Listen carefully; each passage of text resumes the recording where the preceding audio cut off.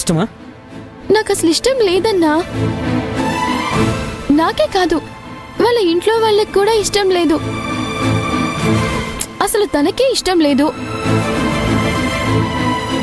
దేని గురించో తనలో తానే బాధపడుతున్నాడు, కానీ అదెవరికి చెప్పడం లేదు.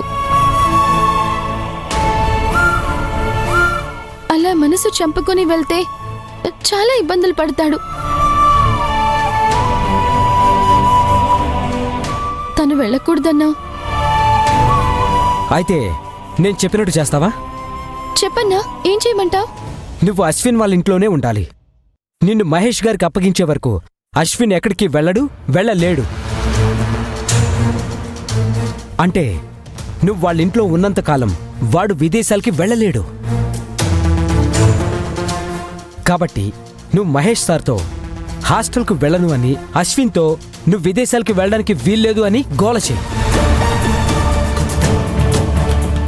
అది మాత్రమే కాదు, నువ్వు విదేశాలకు వెళ్ళావంటే నేను మీ ఇల్లు వదిలి వెళ్ళను అని అశ్విన్ని బెదిరించు. ఇవన్నీ జరగాలంటే నువ్వు వాళ్ళ ఇంట్లోనే ఉండాలి.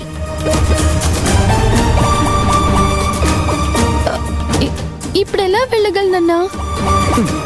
ఏదో ఒకటి చెప్పి కరుణాకర్ గారి దగ్గర పర్మిషన్ తీసుకుంటాం. ఆ వెంటనే నువ్వు వెళ్ళిపో. నా మాట విను ఆనంది. అలాగే అన్నా. అయితే రా, చెప్తాను. రా రా.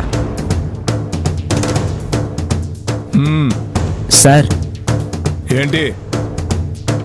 ఆనంది క్లాతులు మడత పెడుతూ కళ్ళు తిరిగి పడిపోయింది సార్.